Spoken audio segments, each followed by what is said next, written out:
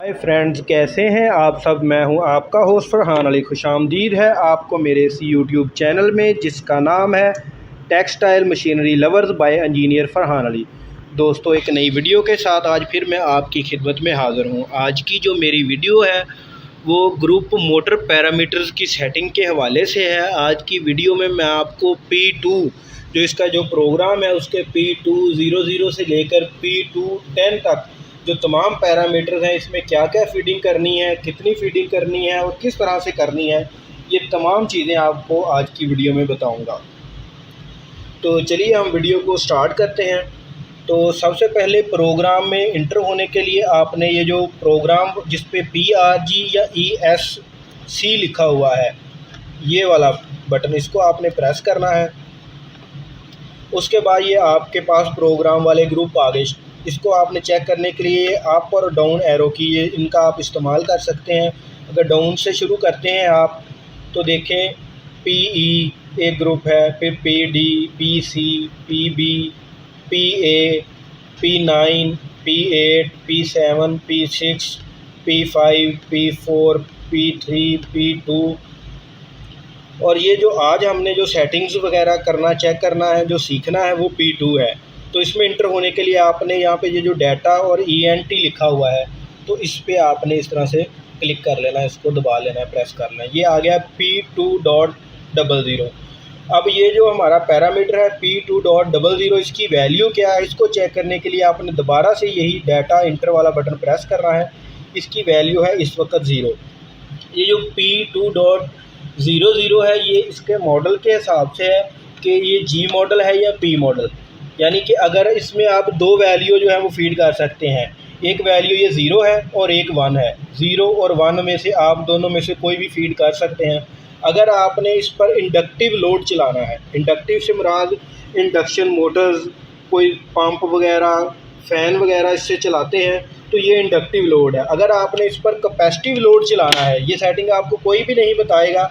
अगर आपने इस पर कैपेसिटिव लोड चलाना है तो आप इसको 1 करके इसको इंटर कर दें, क्योंकि हमने तो इस पर इंडक्टिव लोड चलाना है, तो इसको हम 0 पे रखेंगे और 0 पे रख के ही इंटर कर देंगे। इसके बाद आ जाता है नेक्स्ट P2.01।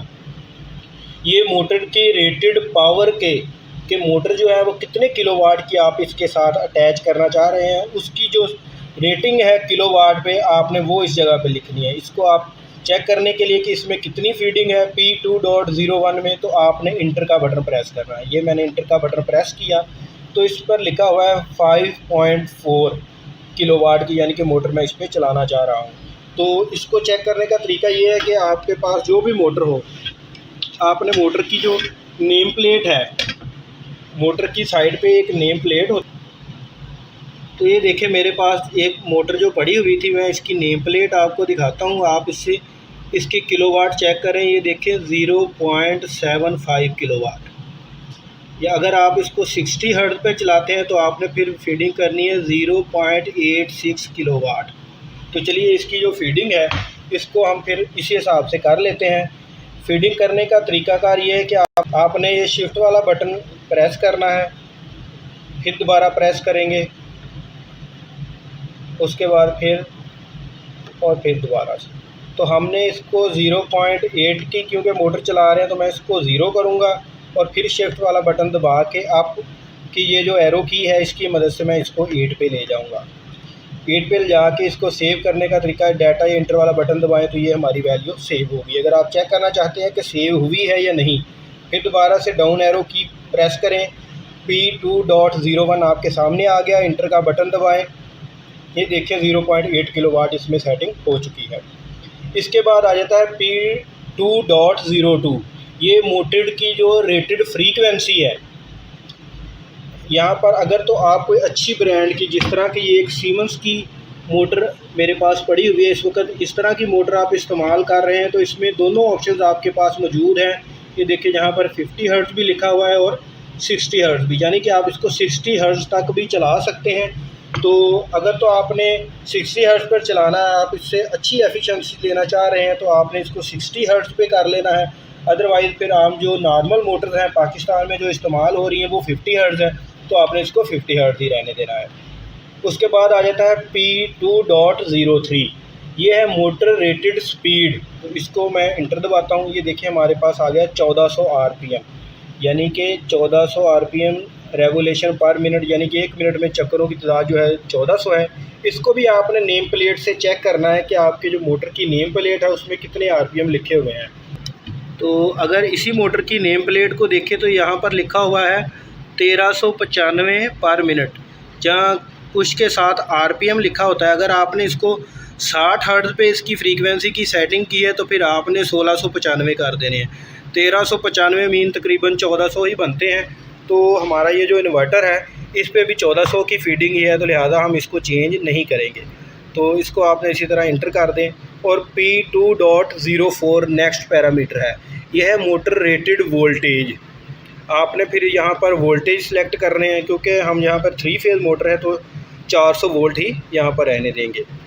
उसके बाद इंटर का बटन। P2.05 ये मोटर रेटेड करंट है कि मोटर जो है वो कितना करंट, ये देखिए 1.8 इसने ऑटो पे ले लिया। अगर नहीं तो आपने इसकी कैलकुलेशन करके खुद से निकालना है कि कितने एम्पेयर आपने यहाँ पे फीडिंग करनी है। अगर इससे ज़्यादा करंट लेगी ये मोटर तो ये इन्वर्टर जो है वो इसको ट्रिप करवा देगा, आपको शॉर्ट सर्किट का या ओवरलोड का जो है फिर एरर इस पे आना शुरू हो जाएगा। ये होगी इसकी मोटर रेटेड करंट की सेटिंग। नेक्स्ट जो पैरामीटर है P2.06, ये हमारा पैरामीटर मोटर स्टेटर रेजिस्टेंस का है। ये जितनी भी डिफ़ॉल्ट सेटिंग पे है आपने इसको इसी जगह पे रहने देना है, आपने इसको चेंज नहीं करना है। हाँ, एक दोस्त ने मुझे कमेंट किया था लास्ट वीडियो में कि हमारी ये जो रेजिस्टेंस है ये मुझे लगता है कि चेंज हो चुकी है, अब मैं इसके लिए क्या करूं।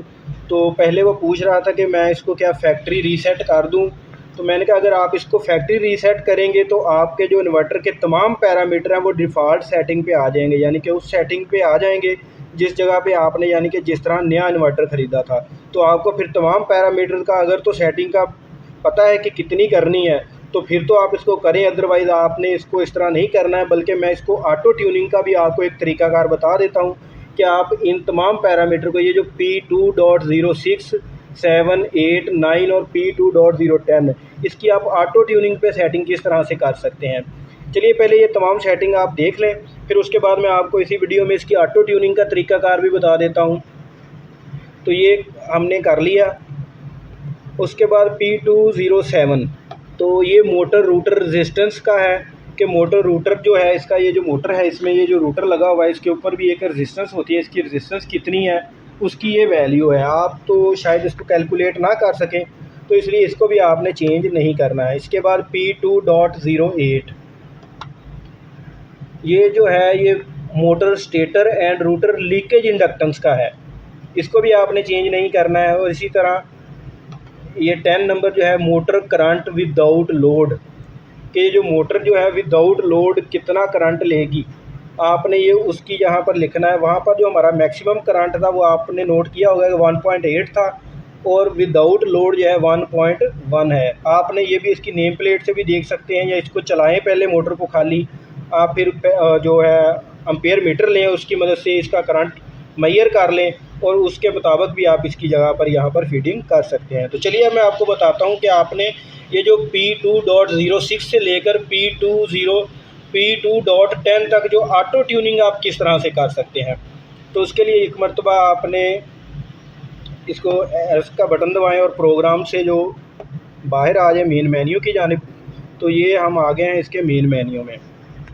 तो इसके मेन मेन्यू में आने के बाद आपने प्रोग्राम का बटन दोबारा से प्रेस करना है और आपने आ जाना है P0 पे। P0 के बाद आपने इंटर का बटन प्रेस करना है और आपने चले जाना है P0.16 पे 4, 5। आपने आप जो एरो की है इस बटन को प्रेस करते रहना है, इसका इस्तेमाल करना है और P0.16 पे आपने आ जाना है। यहाँ पे आके आपने इंटर का बटन जो है वो प्रेस करना है।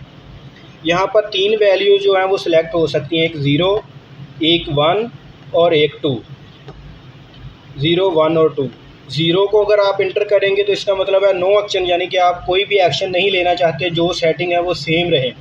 अगर आप इस जगह पर 1 फीड कर देते हैं तो ये ऑटो पे रोटेशन जो है ना उसकी ऑटो ट्यूनिंग होगी। ये जो मोटर है ये ऑटो पे आपकी इसकी जो फॉरवर्ड की जो रोटेशन है वो किस सिमत में बनती है उसकी ऑटो ट्यूनिंग होगी। लेकिन और जो अगर आप इसको कर देते हैं टू सेलेक्ट, इसको अगर आप टू सेलेक्ट कर देते हैं तो फिर ये स्टैटिक जो है आपके जो तमाम आपके जो पैरामीटर थे P2.06 से लेकर 10 तक, यानी कि स्टेटर की resistance, mutual inductance, leakage inductance, resistance वगैरह जो है उसके स्टेटर की जो रेजिस्टेंस है उसको ऑटो पे ये ट्यूनिंग करेगा। इसकी ऑटो पे जो ट्यूनिंग है उसको करने से पहले आपने चंद एहतियातों को मद्देनज़र रखना है। वो एहतियातें कौन सी हैं कि आपकी ये तो एक छोटी मोटर है, चले 0.75 किलोवाट की, इसको तो ये इतना ज़्यादा जंप नहीं लेगी।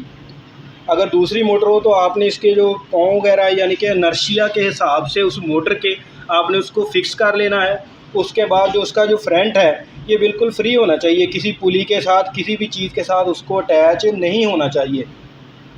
और उसके बाद जो तीसरी चीज़ आपने चेक करनी है वो भी मैं आपको बता दूं कि आप प्रोग्राम से आउट हों एक मरतबा, और प्रोग्राम से आउट होने के बाद आपने चले जाना है P011 पे।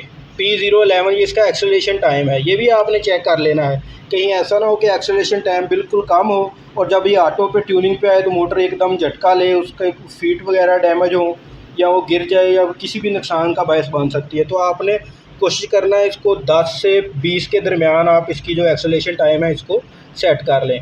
अगर ये 10 है तो चले ये भी ठीक है। उसके बाद P012 इसका ये डी एक्सेलरेशन टाइम है, यानी कि ये कितने टाइम में स्टॉप हो, ये 5 है। इसको भी मैं बढ़ा के पहले 10 कर देता हूँ। बढ़ाने का तरीकाकार वही है कि शिफ्ट का बटन प्रेस करें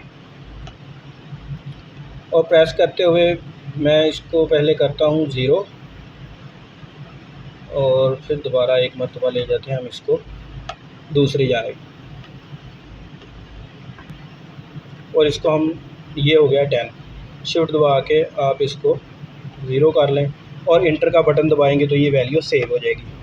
और आपकी ये जो P0.12 है वो भी 10 सेकंड जो है सेव हो गई है। अब आपने दोबारा से आ जाना है P016 पे, इंटर, और इसके बाद आपने इसको 2 पे करके इंटर कर देना है। ये ऑटो पे ट्यूनिंग हो जाएंगे इसके जो तमाम पैरामीटर्स हैं। उसके बाद ये रन वाला बटन आपने प्रेस कर लेना है।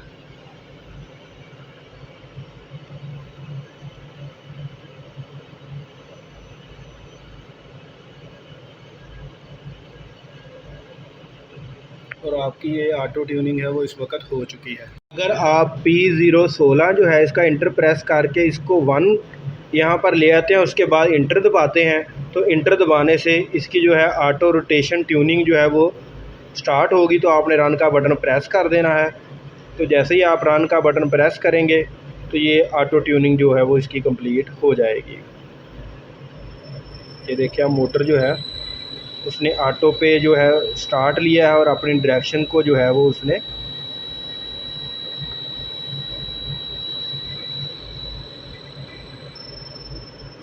और इस तरह कुछ टाइम के बाद ये खुद ब खुद स्टॉप हो जाएगी, ऊपर एंड लिखा हुआ आ जाएगा। तो फ्रेंड, इस तरह से आप इसकी ऑटो ट्यूनिंग भी कर सकते हैं। अगर आप इसको चेक करना चाहते हैं तो प्रोग्राम का बटन फिर से प्रेस करें, उसके बाद P2 में चले जाएं और वही जो तमाम सेटिंग P206 से हमारी स्टार्ट होती हैं, ये देखें इसकी जो है वो ऑटो ट्यूनिंग हो चुकी है। P207, P208 और P209 और P210। ये देखिए, पहले 1.1 आ रहा था, इसने क्योंकि ऑटो पे खुद से ट्यूनिंग की है मोटर के हिसाब से, तो इसने इसको 1.0 पे करके सेव कर दिया है। तो दोस्तों, उम्मीद करता हूँ मेरी आज की वीडियो से आपका ये जो P2 यानी कि ये वाला जो ग्रुप है मोटर पैरामीटर्स का, वो इसकी सेटिंग करना आप आसानी से सीख चुके होंगे। अगर आपको कभी इसकी सेटिंग करना पड़े तो आप खुद से कर सकेंगे। तो आप मुझे इजाज़त दीजिए दोस्तों। मैंने एक वीडियो पासवर्ड के हवाले से भी नेक्स्ट वीडियो बना रहा हूं, क्योंकि बहुत सी कंप्लेन मुझे इस हवाले से आ रही हैं। दोस्त ये कंप्लेन कर रहे हैं कि हमारा ये जो VFD है या इन्वर्टर है, इसके पैरामीटर्स को कभी कोई ना कोई छेड़ देता है, इनको जो है ना वो दुरुस्त नहीं रह जाते।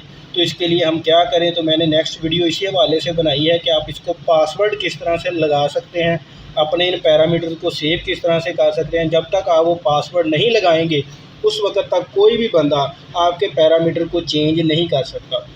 उस वीडियो में मैं आपको इसकी जो फॉल्ट हिस्ट्री है उसको आप किस तरह से रीसेट कर सकते हैं और पासवर्ड लगाकर अपने जो जो तमाम पैरामीटर हैं इनको सेव किस तरह से कर सकते हैं, वो उस वीडियो में मैं आपको बताऊँगा।